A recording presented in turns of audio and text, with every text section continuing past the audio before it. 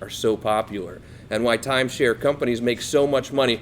It seems to me that we have 4 options when it comes to vacationing. Number 1, we can buy a second home, buy a condo on the beach, buy a house on the beach. Number 2, buy that timeshare. We go to the resort for the free week or whatever we're going to get, and all we have to do is take that tour of the timeshare. So that's the second option for vacationing. Number 3, we rent a hotel. And number 4, we use a service like Airbnb or VRBO, where you actually rent directly from the owners and you rent their condo or house or apartment, whatever it's going to be. Now, which one is best for you? Which one is best for me? I don't know. There are many variables that really are going to help us decide which of those 4 options are best when it comes to vacationing. Let's talk about buying a second home first. This is going to be a very, very simple solution. I want you to add up your regular mortgage payment plus what your mortgage payment would be on your second home or your vacation property. And I don't want either of those together added up to be more than 35% of your gross monthly income. Now, this is a conservative approach because some people will even tell you your regular mortgage should be about 35% of your gross monthly income, but I don't think that you're ready to buy a second house with everything that comes with that unless it's 35% or less of your gross monthly income, adding up your regular house mortgage and your second house mortgage. People don't understand. The second home, you have a mortgage payment, but what about DirecTV, cable? Just the fact that you're going to be out there, you're going to want to go to dinner more. There are more expenses that come with the second home than just the mortgage payment. So mark my words, 35% should be the total mortgage payment compared to your gross monthly income for your first house and your second house. And look, if you have questions and you want to see if you qualify for a second mortgage, call us. I have people standing by right now who can get you pre-qualified. 407-205-0400 timeshare. Very simple rule I have for timeshare. Number 1, go take the tour, get the free week. I don't care. Do not buy the timeshare if you're drinking. All right? You're on vacation. If you're out there drinking, don't buy the timeshare. It's a very simple solution. Also, don't buy the timeshare that day. Okay? They're going to say, "Oh, you can only buy it today. This price is only good for today." Not true. Wait until you get home. Spend 3 days at home, right? Get back home in your grind at home for 3 days. And then if you still want to buy that timeshare, go ahead. I'll be honest with you.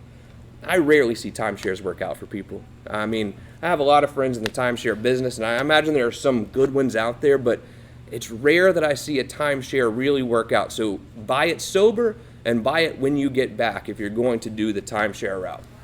Lastly, hotel versus Airbnb. Here's the biggest difference. I love the Airbnb, VRBO thing because, especially if you're going to stay for several days, especially if you have a family. I mean, you're renting a condo, you're renting a house. You can go to Publix and stock up on groceries. It seems to me the biggest expense on vacation is when you go out for breakfast, lunch, and dinner. That's where the expenses really rack up on vacation. When you rent directly from someone and you bring the groceries in, I think you can save a lot of money that way as well, as opposed to a hotel. When you stay at a hotel, typically you're going out for every meal. And then also when the hotel says it's $199 a night or $220 a night, when you pay that resort fee and then the taxes and all these other fees, it seems like it's $100 more per night. So the hotel always seems to be a little bit more expensive. I think a hotel is great for a quick trip, but if you're going to spend a week with your family for the summer, I highly recommend checking out Airbnb or VRBO. If you have any questions, 407-205-0400. You have power. Let's get right to the show today. To my left, I have Jesse Rottinghouse. He's with Compass, Florida. And to my right, it's Jack Louise with the Jack Louise team of Selective Realty Group. Thank you guys for being here very much. How are you today? Thank you. Great. Jesse, it's been a while, Jesse. You and I have probably worked on hundreds, if not thousands, of short sales together over the years. You were the agent. I was the attorney sort of negotiating the deal. Are you still seeing a lot of short sales out there in the market? Not as much as there was before. Yeah, for sure. And tell me a little bit about a short sale, because I think people get confused when they hear short sale. Even though we've heard about it for years, I think we're still confused as to exactly what a short sale really is. What is a short sale? Well, clearly it's when what they owe on their property's not worth that anymore. So they're going to negotiate with the bank to be able to short sale. If they owed $500,000 and the property's only worth $300,000, then they have to negotiate with the bank to see if the bank would take that short. How long does a short sale normally take? It's not a short sale, No, is it? No, it's not short at all. In fact, a lot of times we tell buyers to stay away from them just because they could take anywhere from 3 months to 3 years. Right. We've had some that have taken 3 years. And do you think as a buyer you can get a good deal by buying a short sale, or is it just like buying a regular house? Well, in theory, you could get a good deal. However, because of that time that is uncontrollable, how long it could take, you could have rates change multiple times, you could have your finances change multiple times. So that good deal that you think you're waiting on ends up being not a good deal in the long run, Yeah. where you can go find a good deal, out there in the market today. Let's say that I am a homeowner and I am still underwater in my house. What are some of the advantages to doing a short sale versus just letting the house go to foreclosure? Well, no one should consider letting their house go to foreclosure, because a lot of times what happens when that when that situation comes up is they're just afraid to have a conversation, period. Like they're afraid to talk to their neighbors, they're afraid to talk to an attorney, they're afraid to talk to a real estate agent that knows what they're doing. So they're just fearful of their situation, which is totally understandable, because when you're underwater, I mean, you're just trying to swim out, right? Yeah. On your own. But the first thing to do is to consult. Consult with a real estate agent that knows what they're doing, and consult with you or as an attorney to be able to just have the conversation to see what the options are. There are so many television shows on TV now. Flip this house, flip that house, flip I don't know what, right? There's so many out there. So it seems like there are people making money flipping houses, I guess, still, or at least television stations are. But as a regular investor, is there still money to be made flipping houses in this market? Yes, there is. How do you However, the show definitely brings more investors to the table.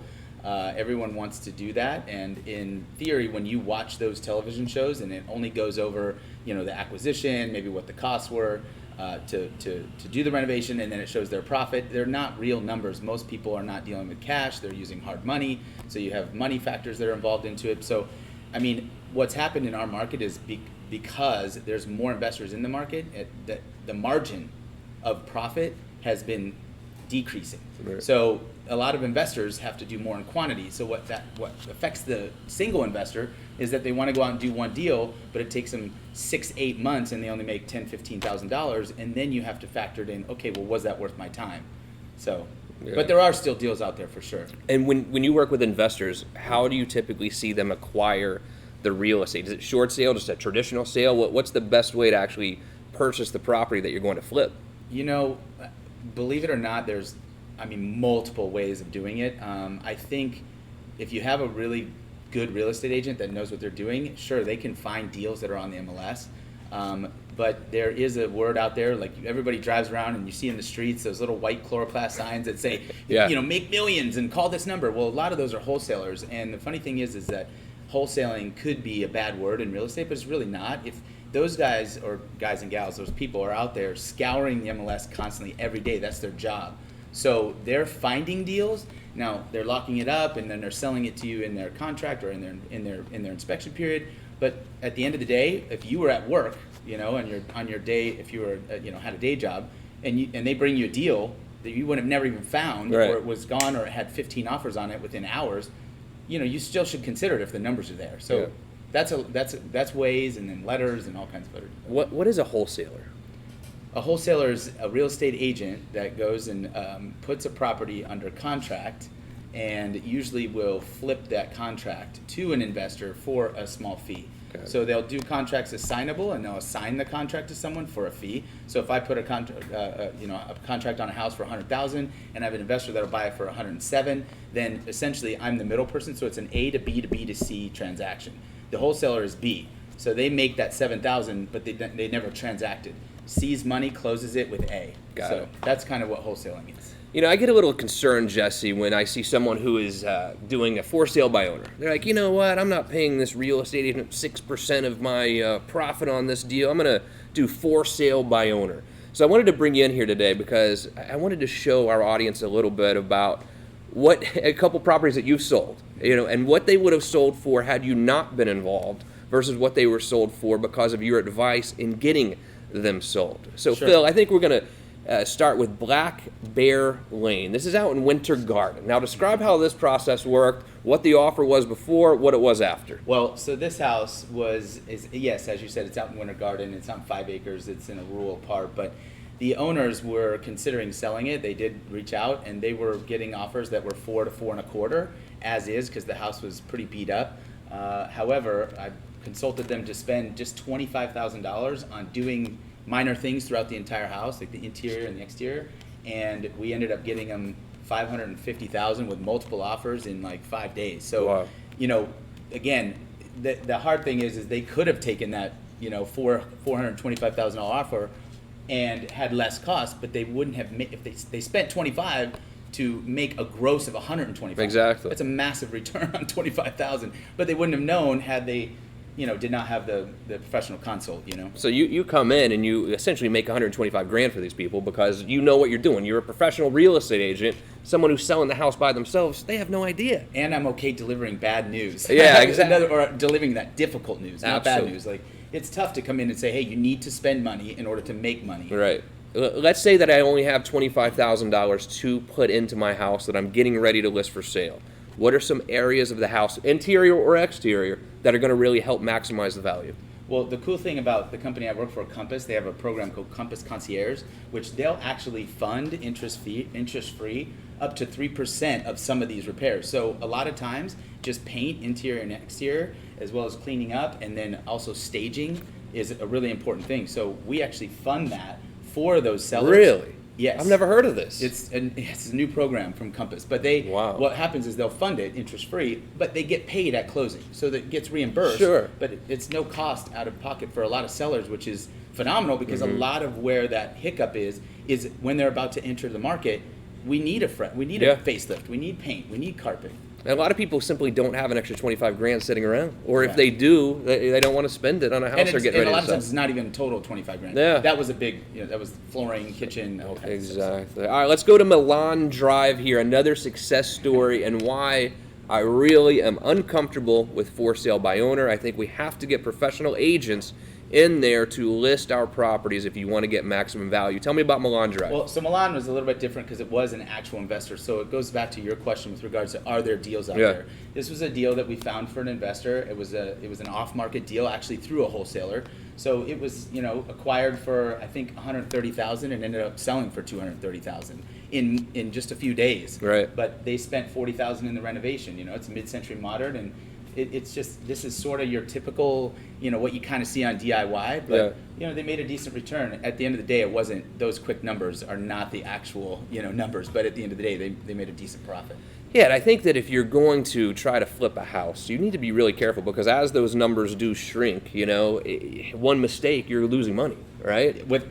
Especially for a non-seasoned investor, Yeah. because you go in there and you're just looking and you're like, okay, and you're writing down flooring, carpet, whatever. But if you're not looking at plumbing, electrical, if there's aluminum wiring, that has to be changed. Plumbing, polybutylene piping, that has to be changed. Roof, Absolutely. windows, like all that stuff. You got to be able to quantify that to make it make sense. Jesse Rottinghouse, he's with Compass, Florida, broker associate. What does broker associate mean? This means I'm no more than just regular agent. Thanks for being here today. You're going to stick around for the real estate roundtable, I hope, right? Of course. All right, we'll see you here in just Thank a you. minute.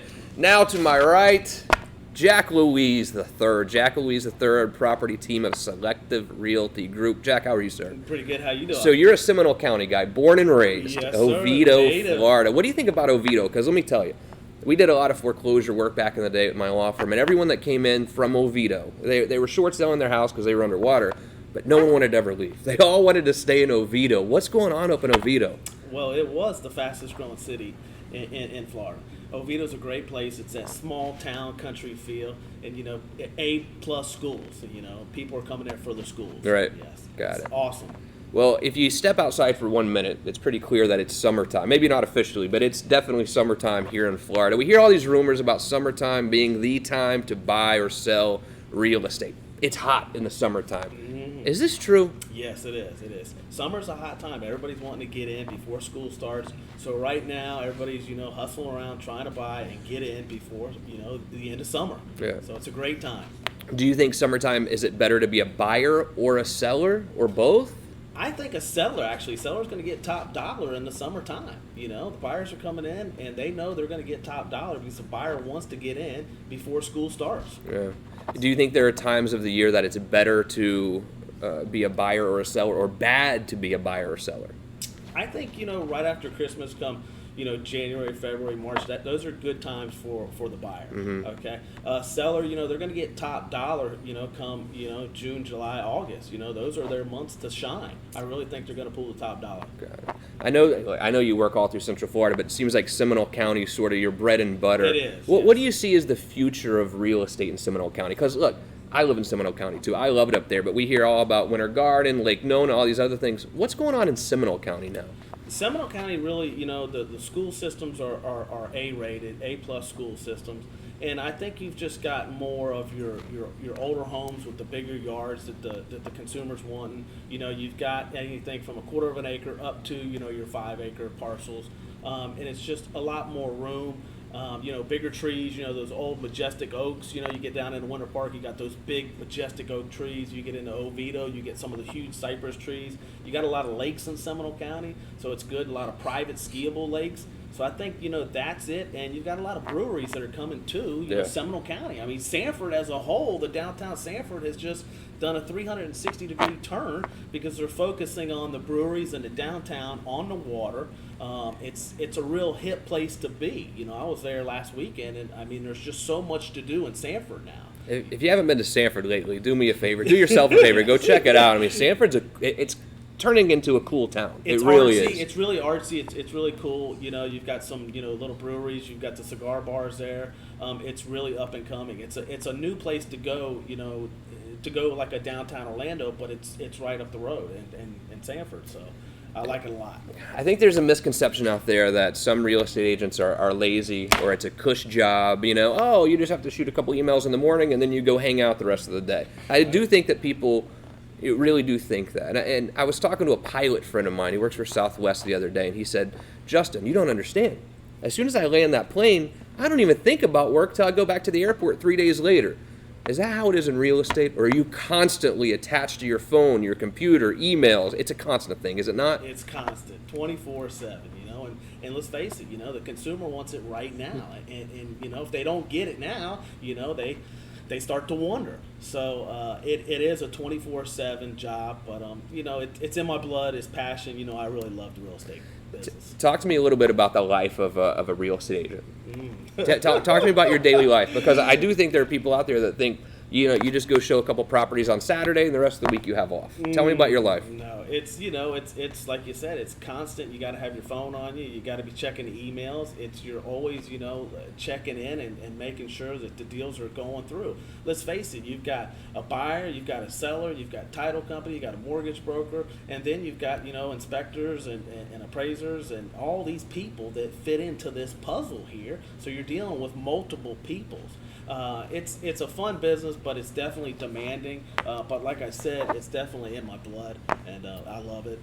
But it's definitely a 24/7. No doubt about it. I know you brought a couple properties here to show everyone at home. So you ready to do a couple tours here with me? Let's go to Arden Avenue. Where is this, Jack Louise? This is in Wedgefield. It's in East Orlando. Wedgefield's nice. It's unique. It is a golf course community. It's super cool. It's made up of quarter-acre parcels all the way up to your 5 and 6 and 7 and 8-acre parcels. This one's brand new construction here. Okay, so this one here is a 4-bedroom, 2-bath with a 2-car garage. It's a little over 1,900 square feet. It's brand new. These houses are all block construction with stucco. Brand new. They come with a 2-10 warranty. And what that is, 10-year structural warranty comes straight from the builder. So your roof, your block, your walls, your flooring, all that stuff is structural, 10 years.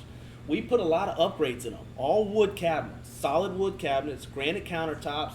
You've got hardwood look tile floors throughout, carpet in the bedrooms, upgraded baseboards, vinyl windows, double pane windows. I mean, these homes are really, really nice. This is a brand new home you're going to get for $310,000. $310,000. Yep. And the good thing about Wedgefield, a lot of people don't know, you can get in there with 100% financing.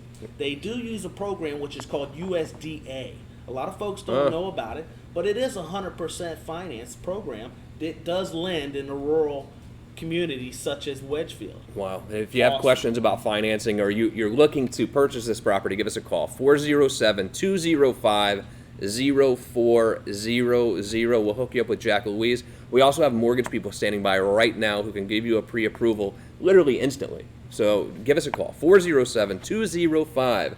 0400. All right, Racine Street. Where is this? Where you seen this one's beautiful. This That's is in nice. Wedgefield too. Okay. Okay, now this is on 1.24 acres. Now this is a brand new custom built spec house. It's a 4-bedroom, 3-bath with a 3-car garage. You typically don't see a lot of builders build on a 1-acre parcel. Okay, there's just a lot more costs that come in with land clearing and fill and whatnot. But this one here is nice. It's a real unique piece. It's got a 3-car garage, which you don't see a lot of 3-car spec houses as well, because the lots are just too small. They Right. don't have enough room to put a 3-car garage. Let's face it. So this is on 1 acre. It's got your wood look tile floors throughout. It's concrete block construction, stucco, and it's got a 30-year architectural roof. And the good thing about this one here is we did a 3/4-inch plywood pressure treated wood underneath that architect shingle, so it's not your particle board. Okay, it comes with a 210 warranty. It's got brick pavers throughout. It's got your landscaping package. It's got upgraded granite backsplashes.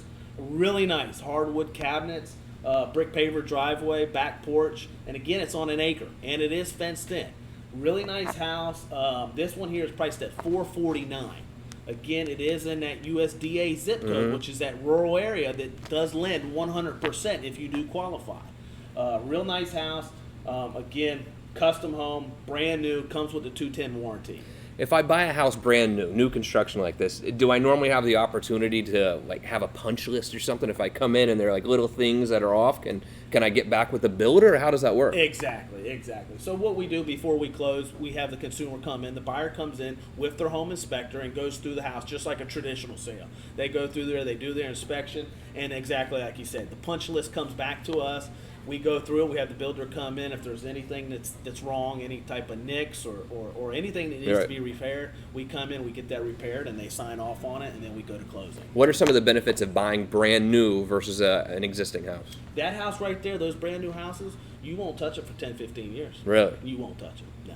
You don't have any polybutylene piping. You don't have any like Jesse said. You don't have the copper wiring. You know, you're not dealing with the new roofs. You know, those roofs there, you get 30-year architect shingles. You're going to get every bit of 30 years out of them. What sort of technology are we seeing in new houses now? Like if you buy a new car, you assume you've got Bluetooth and all these sort of things. What sort of technology are we seeing in brand new houses now versus older houses? Well, first is the irrigation system. Wow. They put what are called a smart system on the irrigation system.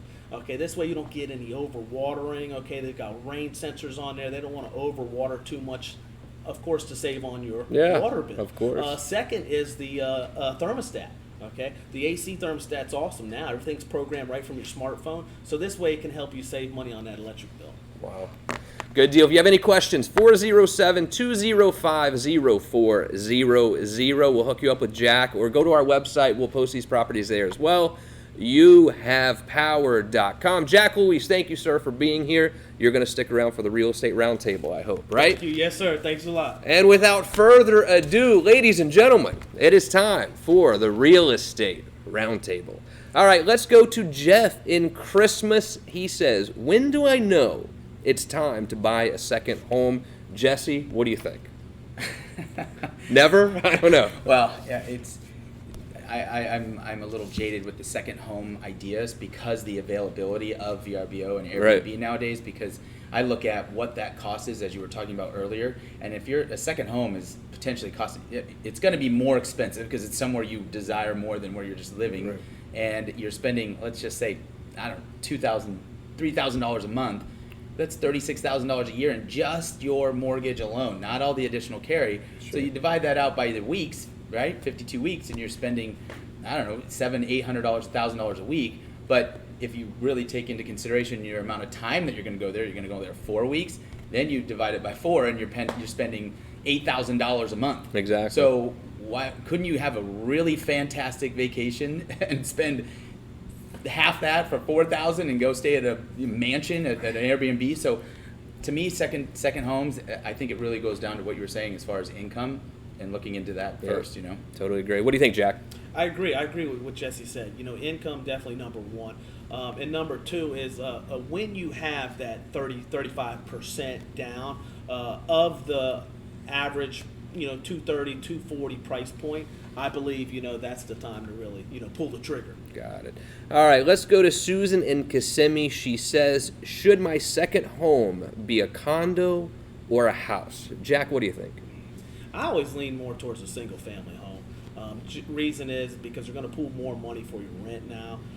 Everybody wants a house, and if you do have to rent it, I believe your single family home is going to bring more money than the condo, let's face it. Yeah, and let's not forget, you need to be really, really careful if you buy a second home that's a condo, because there are so many regulations that prevent you from renting at all. So maybe you go in buying this second house thinking, oh, well, I'm going to buy a second home here, and I'll just rent it out and make my money back. Oh, well, no. The HOA says you can't rent it at all. So you got to be careful. Yeah, You that's re- big things to consider when doing that second home. Yeah. Because even as Jack said, the single family home, you want to factor into whether you can rent it, so you can look into maybe you're VRBOing your own home to make some income as well. Exactly. All right. John in Lake Mary says, how long does it take to close on my property once I put an offer in? What do you think, Jesse?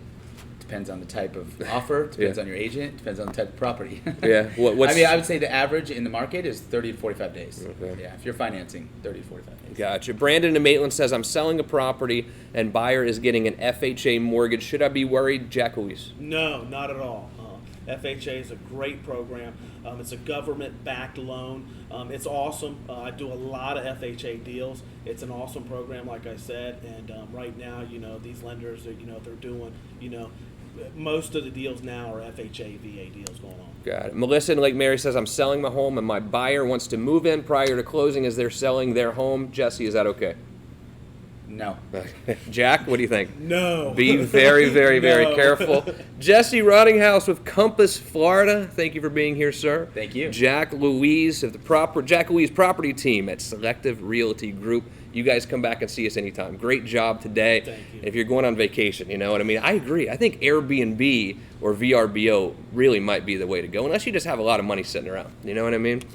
It's all about that return on investment. See you guys soon. Thank you for Thank you. joining me. Thank you. And most importantly, thank you for joining me today. If you have any questions about anything we talked about today, people are standing by right now. 407-205-0400. Questions on the website, youhavepower.com. I'm attorney Justin Clark, and I'll see you right back here next week for another edition of You Have Real Estate. Good job, guys. That was fun, right? Yeah, that was awesome. Yeah. That was awesome, Thanks, man. man. Thank you. That was a lot of fun. Thanks a lot, man.